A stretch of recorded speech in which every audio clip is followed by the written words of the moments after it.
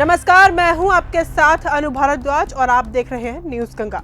राजा रघुवंशी हत्याकांड की गुत्थी अब अदालत की चौखट तक पहुंच चुकी है।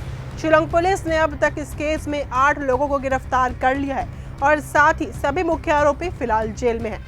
पुलिस चार्जशीट दाखिल कर चुकी है और केस की सुनवाई जल्द ही शुरू होने वाली है। लेकिन मृतक राजा रघुवंशी के परिवार को अब भी कई सवालों के जवाब नहीं मिले हैं।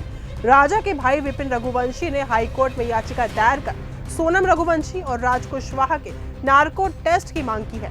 उनका मानना है कि हत्या की असली वजह अभी तक सामने नहीं आई है और नार्को टेस्ट से कई अनकहे राज बाहर आ सकते हैं।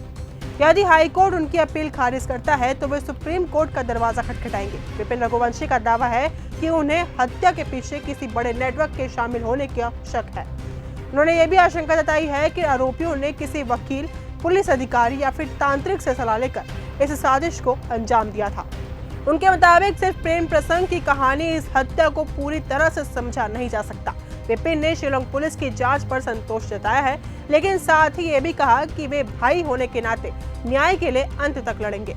वे इस हफ्ते दिल्ली और फिर शिलांग जाकर कानूनी प्रक्रिया को आगे बढ़ाएंगे। इस केस में एक और चौंकाने वाला आरोप सामने आया था। विपिन ने कहा था कि सोनम ने राजा की हत्या के बाद इंदौर में जाकर प्रेमी राज कुशवाहा से दूसरी शादी की।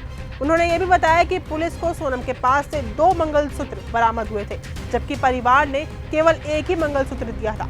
उन्होंने शक जताया है कि सोनम किसी तांत्रिक प्रक्रिया में लिप्त थी। परिवार ने पुलिस को उसके द्वारा पहने गए आभूषणों की तस्वीर भी सौंपी है।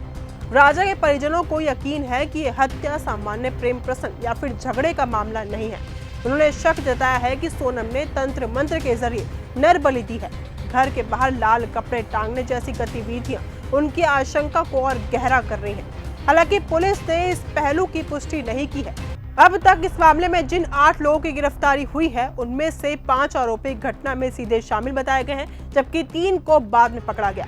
पुलिस ने सोनम और राज को हत्याकांड का मास्टरमाइंड बताया है, लेकिन परिवार इस कहानी से संतुष्ट बिल्कुल नहीं है।